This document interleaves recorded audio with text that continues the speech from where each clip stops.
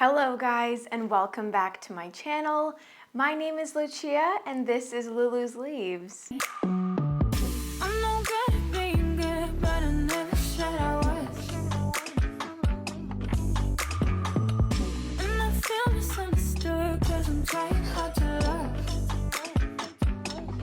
In today's video, I am going to be releasing some secrets. I'm going to be talking to you guys all about how to keep your aroids healthy and growing the best that they can. I have been caring for aroids for over a year now, and I do feel like I have a good grasp on how to keep them happy. So I want to share all of my tips and tricks with you guys. Some of the things that I'm going to talk about are things that I have talked about in the past, but there are other things that I just want to go into more detail about that I haven't talked about in a while. So, especially if you're new to my channel, don't forget to hit that subscribe button down below. And if you want to enter my giveaway, I'm doing weekly giveaways for $20 Amazon gift cards. Please don't forget to give this video a thumbs up, subscribe, and leave a comment down below. That will get you entered into the giveaway. But that is going to be all of my blabbing before we actually get into the secrets. So let's just do it. I hope you guys enjoy. So the first thing that I do want to discuss is something that I've definitely preached before on this channel, but I definitely feel I need to talk about it once again. This is one of my best tips for caring for your aroids, and it is to keep your plants in clear pots. If you don't like the look of clear pots, that is totally okay. All you have to do is get a cover pot to put that clear pot in, and then you're golden. But there are so many benefits to keeping your plants in those clear pots that it is worth it 100%. I love the fact that you can continuously check up on the roots of your plants. Usually when your plant is healthy, they will have a really great root system, and you're able to keep an eye on that in those clear pots. And typically when I start to see the roots wrap around the edges of the pots, I know that it's happy. Clear pots are also really fantastic for watering. I know that some people struggle with when to water their house plants, and sometimes I do too. But with the clear pots, all you have to do is squeeze the pot, listen to your soil mixture. Is it crunchy? Is it making a crunchy noise? If it is, it's probably time to water your plant.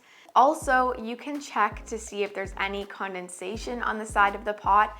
Typically, if it's a plant that likes to get bone dry before I water it again, I will wait until there's not a single droplet of moisture sitting around the edge of the pot, and then I will water it. It definitely helps you with indicators, whether you need to water immediately or if you have a little bit of time. That is one of the biggest reasons why I like these clear pots. If you don't have a ton of money to go spend on cover pots, clear pots are also really great because it does create a uniformed look for your plants without spending a ton of money.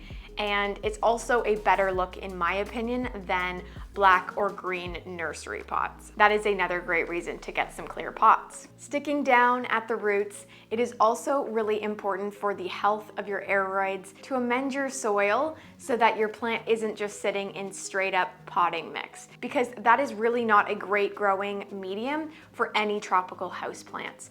Tropical houseplants are typically grown in the ground, and they like chunky, airy mixtures. In the wild, there are rocks, there's bark, and you really want to be able to mimic that for your plant in your home for it to grow the best. So make sure that when you are mixing your soil, use perlite or pumice. Bark is a really great additive. Charcoal is also really great, but all of these things will add to the health of your plant's root system. And a great root system equals a great plant, in my experience. Another thing that can be very beneficial for houseplants is grow lights.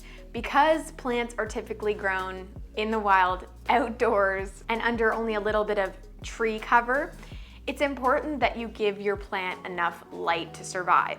And sometimes in our homes, we can't provide that. If you have a south-facing window, that's great. You might not need to supplement with grow lights. But if you have north-facing windows, that might be a spot where you want to supplement your plants with grow lights. I have a few that I totally recommend. I love Mars Hydro lights for Hoyas. I also love the Merino, I believe they're called, grow lights from Amazon, which I will link down below. But yeah, there are just so many great options on the market at any different price point. So make sure if your plant is not getting enough light or you feel that the growth is really slow, that you supplement with a grow light. Trust me, it helps. In my cabinet, I have a ton of plants and only 2 grow lights. And with that, combined with the humidity in there, I find the plants grow like weeds. So definitely get yourself a grow light if you don't have ample amounts of sunlight. Another thing that I didn't really think was too important in the beginning of my plant journey, but now I've kind of realized it is important, is to prune older leaves. I know that this seems a little bit counterproductive because you're cutting off leaves and you want your plant to be big and full, so why would you cut off old leaves? Well, if you have a plant that has a old yellow leaf or a plant that has a kind of rough looking, maybe possibly infected leaf, it is a really great idea to cut that leaf off to prevent further spread of any diseases or simply just to promote new growth. If you have a plant that is stagnant and it has some iffier looking leaves, one of the best things that you can do for that plant is cut off those older leaves to promote that new growth. I did that with my Anthurium regale when I suspected that it had thrips, and now I have 2 new leaves in the span of, I would say, a month. So definitely it works, especially Anthuriums. They love when you cut off some of those older leaves and they will produce more for you. Right now in springtime, this is the perfect time to start pruning those leaves because we are heading into the growing season, at least I believe in the northern hemisphere.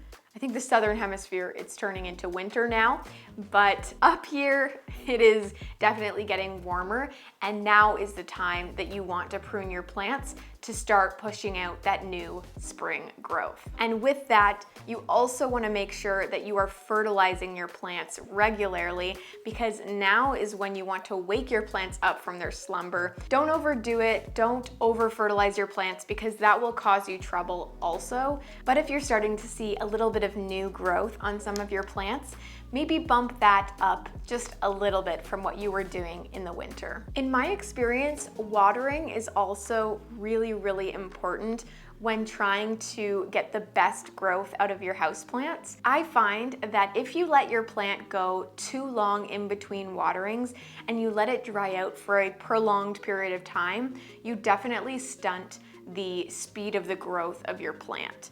So don't forget to water your plants when they need it. I don't mean go overwater your plants because that's not going to do anyone any good. But what I do mean is when your plant does need water, water it. Don't wait too long because that will stunt the growth.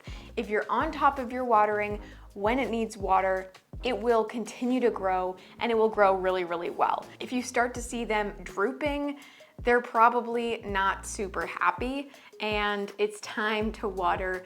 And usually when I do water, I see some new growth coming in. So don't forget to water your houseplants when they need it. The last thing that I want to touch on before I end this video is pest prevention. I believe that preventing pests is the best way to save your plants from inevitable death. And I have definitely experienced pests in my home, and that is going to happen when you have houseplants, but there are things that you can do to prevent them. So what I have been doing lately is adding beneficial insects into my home. They're really tiny. You won't even see them. They just stay on your plants.